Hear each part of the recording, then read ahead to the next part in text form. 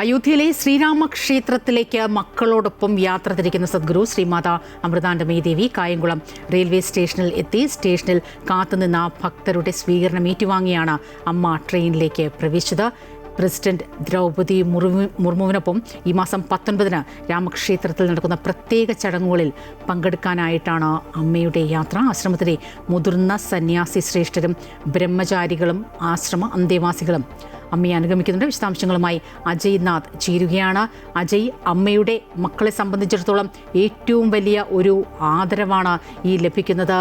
അമ്മയെ ശ്രീരാമക്ഷേത്രത്തിൽ, അയോധ്യയിലെ ശ്രീരാമക്ഷേത്രത്തിൽ ശ്രീരാമയന്ത്രം സ്ഥാപിക്കുന്നതിനും ഒപ്പം അനുബന്ധ പൂജകൾക്കും രാഷ്ട്രപതി ദ്രൗപദി മുർമുവിനൊപ്പം ദിവ്യ സാന്നിധ്യമായി അമ്മയും ഉണ്ടാകുമെന്ന സൂചന. കായംകുളത്തു നിന്നും യാത്ര തിരിക്കുന്നു. ട്രെയിൻ എപ്പോഴാണ് യാത്ര തിരിക്കുക?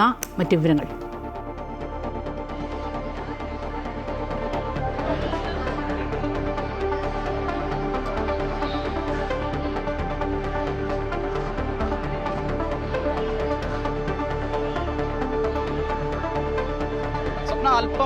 അല്പനിമിഷം മുൻപാണ് അമ്മ എത്തി ട്രെയിൻ ഇവിടുന്ന് യാത്ര തിരിച്ചിട്ടുള്ളത്. പുണ്യ യാത്ര കൂടിയാണ്, ചരിത്രത്തിന്റെ ഭാഗമായി മാറാൻ വേണ്ടി പോകുന്നൊരു യാത്ര കൂടിയാണ്. എന്തായാലും ട്രെയിൻ ഇവിടുന്ന് അല്പം മുമ്പാണ് ട്രെയിൻ യാത്ര ആരംഭിച്ചത്.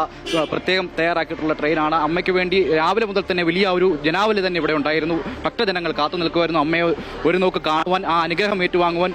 നിരവധിയായിട്ടുള്ള ഭക്തർ കൊടും ചൂടിനെ അവഗണിച്ചുകൊണ്ട് ഇവിടെ ഉണ്ടായിരുന്നു എന്നുള്ളതാണ്. ഇപ്പോൾ അമ്മ എത്തി, അമ്മയ്ക്ക് സ്വീകരണം നൽകിയിട്ടുണ്ട്. ആ സ്വീകരണം ഏറ്റുവാങ്ങി അമ്മ ട്രെയിനിനുള്ളിൽ പ്രവേശിച്ചു. അതിനുശേഷം ട്രെയിൻ യാത്ര ആരംഭിച്ചിട്ടുണ്ട്.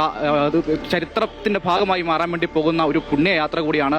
1200ഓളം തൻ്റെ മക്കൾക്കൊപ്പം അമ്മ യാത്ര തിരിച്ചിരിക്കുന്നു. അതും പുണ്യഭൂമിയായ അയോധ്യയിലേക്ക് അമ്മ യാത്ര തിരിക്കുന്നു.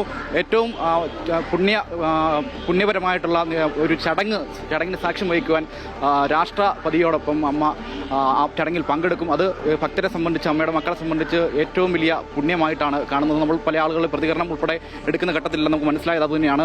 ഇപ്പോഴും ജനങ്ങൾ ഇവിടെ തടിച്ചുകൂടി നിൽക്കുന്നു. അവർ അമ്മയെ ഒരു നോക്ക് കാണുവാൻ വേണ്ടി ഇവിടെ നിന്നിരുന്നു.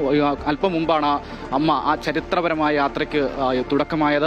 അല്പം മുമ്പാണ് ട്രെയിൻ ഇവിടുന്ന് യാത്ര തിരിച്ചത്. എന്തായാലും വലിയ സജ്ജീകരണങ്ങളാണ് അതിൻ്റെ ഭാഗമായി ഇവിടെ ഒരുക്കിയിരുന്നത്. സുരക്ഷാ ക്രമീകരണം ഉൾപ്പെടെ വലിയൊരു തയ്യാറെടുപ്പായിരുന്നു ഇതിൻ്റെ ഭാഗം നടത്തിയിട്ടുള്ളത് എന്നുള്ളതാണ് ഏറ്റവും പ്രധാന കാര്യം. ഇപ്പോൾ അമ്മ മക്കളെ കണ്ട് മക്കൾക്കൊപ്പം ഒരു പുണ്യയാത്രയ്ക്ക് തുടക്കം കുറിച്ചിരിക്കുന്നു. മുൻപ് സൂചിപ്പിച്ച പോലെ തന്നെ രാവിലെ മുതൽ നിരവധിയായിട്ടുള്ള ആളുകൾ ഇവിടെ ഉണ്ടായിരുന്നു എന്നുള്ളതാണ്, ഭക്തരുണ്ടായിരുന്നു എന്നുള്ളതാണ്.